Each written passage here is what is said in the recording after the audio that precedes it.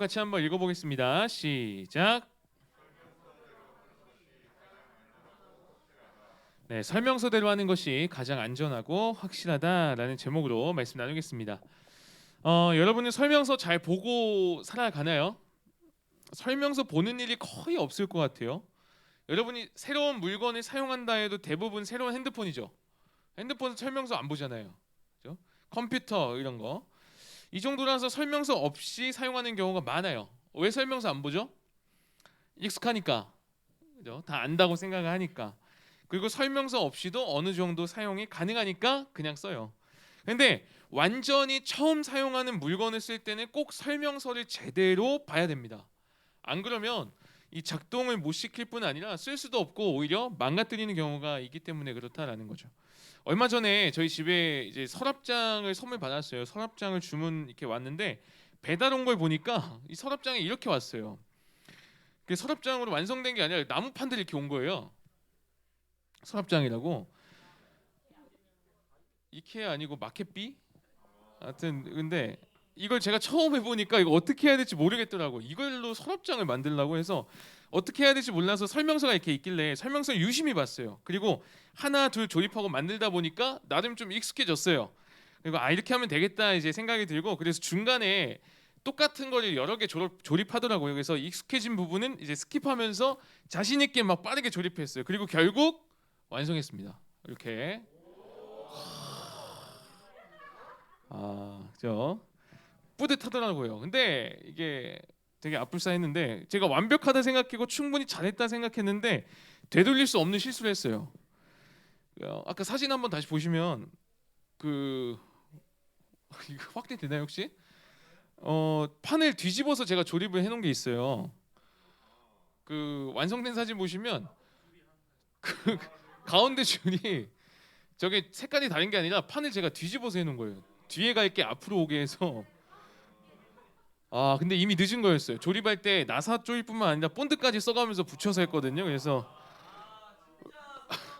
자신 있었으니까 이제 그렇게 했어요. 그러니까 이거 보고 안 되겠다 해서 다시 해체하려고 나사 빼고 이렇게 빼려니까 안 떨어지더라고요. 그래서 지금 저 모양 저걸로 그냥 쓰고 있는데, 설명서를 끝까지 제대로 제가 보면서 유심히 살피면서 했으면 이러지 않았을 거예요. 근데 익숙해졌다라고 해서 이렇게 하면 된다라는 생각에 자신 있게 했지만 결국 이제 망한 거죠. 이게 되돌릴 수 없는 상황을 마주하게 된 거예요. 여러분, 이게 그냥 단순히 서랍장이어서 다행이었지 우리의 인생이 이렇게 조립됐다라고 한번 생각해 보세요. 엉뚱하게 뒤집어서 조립하듯이 우리의 인생이 그렇게 만들어졌다라고 한번 생각해 보세요. 시험 공부 정말 열심히 밤새서 코피 흘려서 열심히 했는데 시험 범위가 아닌 것만 봤어요. 엄청난 선물을 준비해서 마음 다해서 노래를 부르고 사랑한다고 고백을 했는데 옆에 있던 엉뚱한 사람한테 고백한 거예요. 부곡동 먹자골목에 정말 맛있는 맛집이 있다고 해서 열심히 갔는데 김천 부곡동이 아니라 안산 부곡동이었어요. 정말 좋은 사람이라고 해서 연애하고 마음을 주고 했는데 사실은 바람둥이였어요. 얼마나 가슴이 아파요. 이게 삐걱거리는. 여러분의 삶이 어떠하든 우리 모두는 잘 살고 싶은 마음이 있어요. 못 살고 싶은 사람 없잖아요. 실수 없이 제대로 선택하고 좋은 길로 가고 싶고 정말 괜찮은 삶을 살아가고 싶은 게 우리 모두의 마음이에요. 그럴 때 필요한 게 뭐냐면 설명서라는 거죠. 설명서. 우리가 그동안 살아왔던 세월이 있어서 우리의 삶을 잘 안다라고 생각하지만 그렇지 않아요. 우리는 아직도 모르는 것이 너무나 많고 우리가 만들어진 설명서를 제대로 보고 읽고 그대로 살아가지 않으면 또 실수하고 넘어지고 잘못된 길로 갈 수 있다는 거죠. 그렇기 때문에 우리에겐 설명서가 필요합니다. 우리의 설명서 어디 있죠? 한번 따라해 보겠습니다. 말씀. 우리의 설명서의 기본이 뭐죠? 이게 어떻게 만들어졌고 어떻게 써야 되는지가 설명된 게 설명서잖아요. 하나님의 말씀이, 성경이 우리가 어떻게 만들어졌고 어떻게 살아갈지에 대해서 다 적혀 있어요. 오늘 말씀인 전도서 이 12장을 보면 우리가 어떻게 살아가야 되는지를 딱 알려줍니다. 우리 1절과 2절을 같이 한번 읽어볼게요. 시작.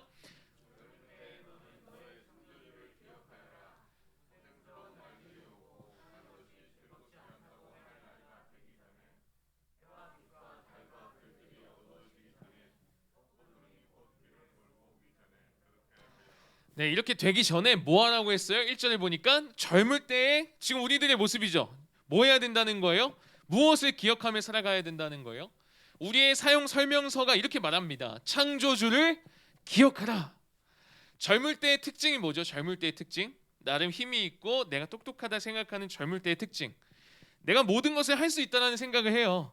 어느 정도 익숙한 것에 대해서는 자기가 최고라고 생각하고 내 마음대로 열심히 살아가는 게 젊을 때의 특징이죠. 우리가 그래요. 그럴 때 우리가 기억해야 될 건 뭐다? 그냥 막 사는 게 아니라 그때 기억할 건 뭐냐면 창조주를 기억해야 된다는 거예요. 내가 내 뜻대로 내 마음대로 내 인생의 주인은 나야, 내 마음대로 살아가면 돼 라고 생각하면서 내가 원하는 것을 바라보면서만 살아가는 게 아니라 내 삶의 주인이 따로 있다, 나를 만드신 분이 있다, 나는 만들어진 존재다 라는 것을 잊지 않는 게 우리가 바르게 살아갈 수 있는 설명서대로 살아가는 방법이다라는 거예요. 즉 창조주를 기억하라 라는 말은 곧 내 삶의 주인이 있다라는 거예요. 내가 주인이 아니라 나를 만드신 누군가 있고 그분이 내 삶의 주인이다 라는 것을 고백하는 행위입니다. 여러분, 우리 주인은 우리 창조주이신 하나님이세요. 믿으십니까? 하나님이 우리를 만드셨어요. 하나님이 나를 지으셨고 하나님이 여러분을 만드셨어요. 이게 사실 설명이 안 돼요. 뭐 그거보단 낫지 않아요, 여러분? 원숭이가 여러분의 원래 모습이었다, 이거보단 좀 낫지 않아요? 저는 이게 되게 오히려 더 뭔가 가슴이 웅장해지는 약간 그렇더라고요. 하나님이 나를 지으셨구나 라는 고백.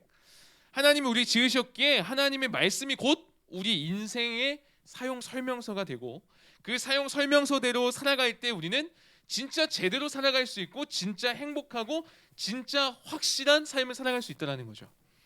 그 설명서가 이어서 이렇게 얘기해요. 13절에 보면 이런 말씀이 있거든요. 13절도 한번 읽어볼게요. 시작.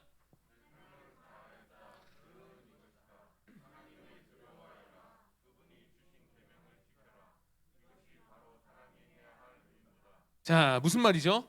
결론이 이거래요. 지금 이 말을 하는 사람은 거듭 얘기하지만 누구죠? 솔로몬. 전도서 솔로몬. 솔로몬 어떤 사람이었어요? 인생의 모든 것을 다 이루고 성취하고 가졌던 부족함이 없던 사람 솔로몬. 성경에 보면 이 솔로몬 왕궁의 수입이 얼마로 나오냐면 666달란트라고 성경에 나와요. 지금 돈으로 환산하면 약 8천억 정도?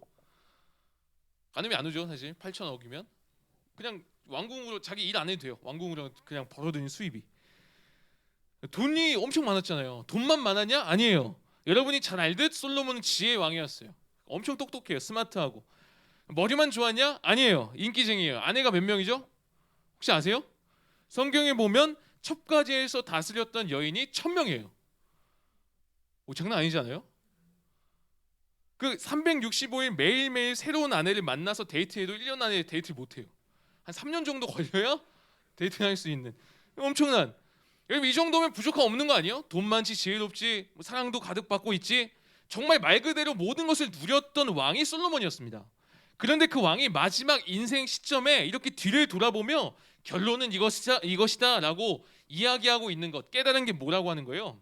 너네 그게 아니라 창조주 하나님을 기억하며 하나님의 말씀대로 살아가는 게 가장 가치 있는 삶이다. 진짜 우리의 삶의 설명서이고 중요한 건 이거다라고 지금 결론지어서 얘기하고 있는 겁니다. 여러분, 진짜 가치 있는 것에 우리의 삶을 들이며 살아가야 되지 않겠어요? 그냥 살아가면 진짜 정신없이 다른 길로 가게 돼요. 사람들이 말하는 길로 그냥 이런저런 그냥 가게 돼요. 제대로 된 조립을 하지 못하고 엉망으로 살아가게 된다는 거죠. 그래서 필요한 게 바로 설명서예요. 설명서. 우리는 이 땅에 살아가면서 내 삶을 만드신 분이 있다라는 거, 하나님으로부터 시작했다라는 거, 그리고 그 하나님의 말씀 따라 사는 것이 우리가 제대로 살아갈 수 있는 설명서이자 승리의 공식임을 믿고 살아가는 저와 여러분 되었으면 좋겠습니다. 사랑하는 여러분, 오늘날 시대는 그런 얘기를 해요. 꼭 정답이 딱 정해져 있는 건 아니다 라고 얘기를 하는 시대예요. 야, 이게 정답이 될 수도 있는 거 아니냐, 야, 저것도 정답이 될 수 있는 거 아니냐, 사람마다 다른 거 아니냐, 그런 얘기도 해요. 그런 얘기 들어본 적 있어요? 야, 왜 꼭 교회만 맞다고 하냐, 왜 하나님만 맞다고 하냐, 이것도 맞고 저것도 맞고 좀 봐주면 안 되냐, 꼭 무슨 말씀대로 살아야 되냐, 그렇게 답답하게 지내서 뭐가 되겠냐.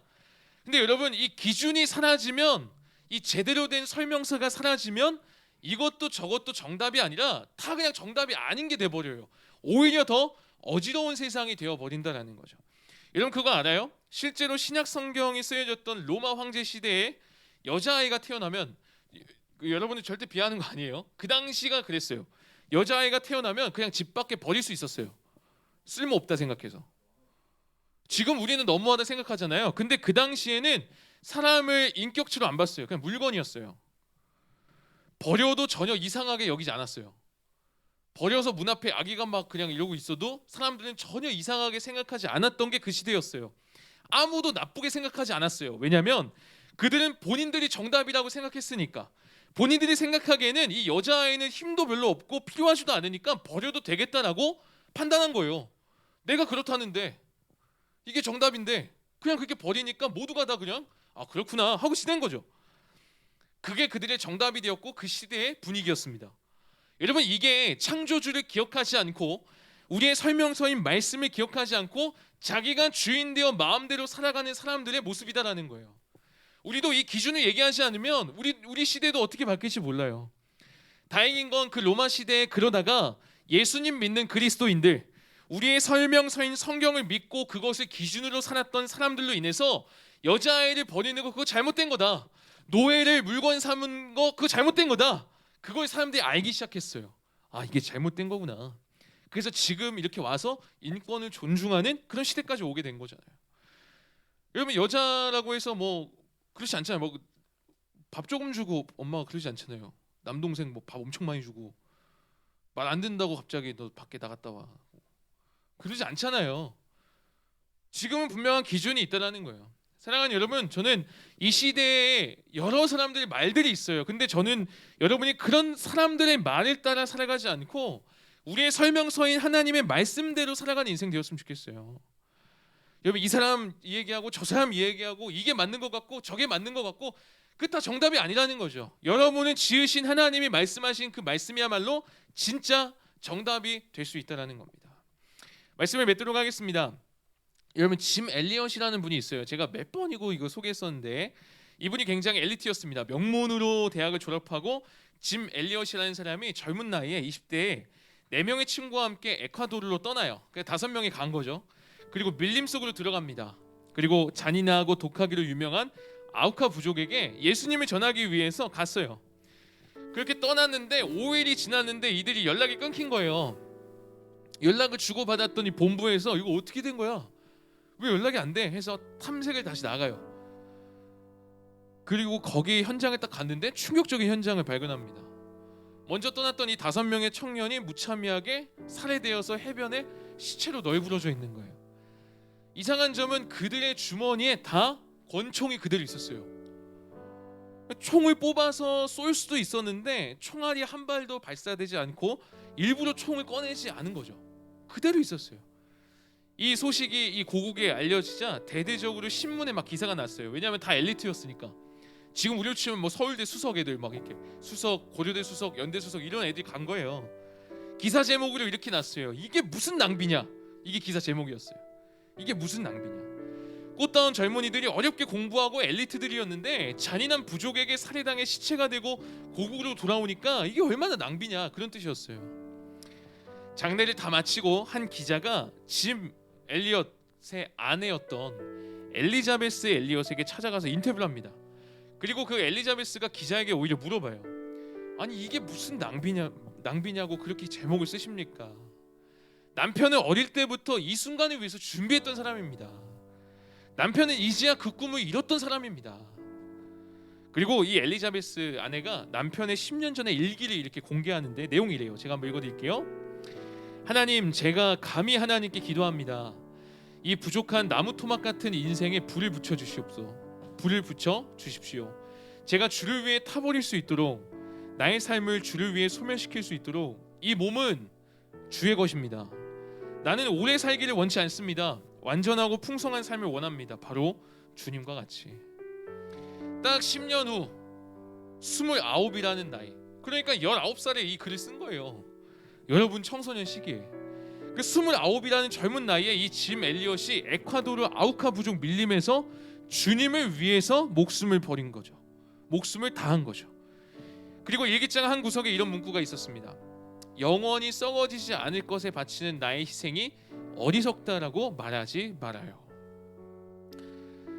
아내 엘리자베스는 훗날 아이들과 함께 이 남편이 죽었던 그 피의 땅 아우카 부족한테 들어가요. 그리고 예수님 또 전해요. 선교 사역을 한 거죠. 그리고 그 땅에 놀라운 기적이 일어나요. 그들이 예수님을 믿기 시작합니다. 그리고 예수님 믿는 이들이 나오고 아우카 부족의 추장이었던 사람이 간증까지 해요. 나중에 예수님 믿고 사람들 앞에 이런 얘기를 합니다. 뭐라고 얘기하냐면 우리는 그분들의 복음을 받고 하나님을 믿게 되었습니다. 그 젊은 분들의 희생이 아니었다면 우리는 아직도 죄인으로 아직도 그렇게 살고 있었을 겁니다. 그분들의 죽음으로 인해 우리들은 빛을 보게 되었습니다. 그래서 우리도 오래 살기를 원치 않습니다. 주님처럼 그분들처럼 살기를 원합니다. 무슨 말을 하고 싶냐면 저는 이 글을 보면서 저는 설명서대로 살았던 사람들의 모습이 이게 아닐까라는 생각을 했어요. 하나님의 말씀대로 살았던 사람들, 그러니까 이 사람들은 오래 살지 않아도 괜찮았어요. 돈 못 벌어도 괜찮았어요. 유명해지지 않아도 괜찮았어요. 왜냐하면 그들의 삶을 제대로 살게 하는 설명서에는, 하나님의 말씀에는 너 돈 많이 벌어야 돼, 너 유명해져야 돼, 너 오래 살아야만 돼, 그런 내용이 없었거든요. 오히려 다른 이를 사랑하고 예수님을 사랑하고 그 사랑을 전하라는 설명서의 내용을 알았고, 나를 지으신 창조주가 있다는 것, 내 몸은 내게 아니라 하나님의 것이라는 분명한 고백 속에 이들은 누구보다도 값지고 바르고 멋진 삶을 살아갔다는 거예요.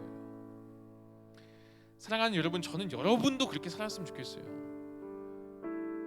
사람들이 공부해야 성공한다고 얘기하니까 공부만 해 미쳐서 살아가는 게 아니라, 돈 많이 벌어야 뭔가 할 수 있다고 얘기하니까 그 돈에 쫓아가는 사람들이 아니라, 저는 여러분 다르게 살았으면 좋겠어요. 그래서 여러분 친구들과 같이 있을 때 조급해하지 마세요. 여러분 비교하지 마세요. 여러분의 설명서대로 살아가면 됩니다. 사람들은 끊임없이 얘기할 거예요. 너 이렇게 해라, 저렇게 해라, 이 정도는 살아야지, 이렇게는 돼야지. 아니요, 우리의 설명서인 하나님의 말씀대로 살아가는 것이야말로 가장 안전하고 가장 확실한 길임을 믿고 실제로 그렇게 살아가는 저와 여러분 되기를 주님의 이름으로 축복합니다. 기도하겠습니다.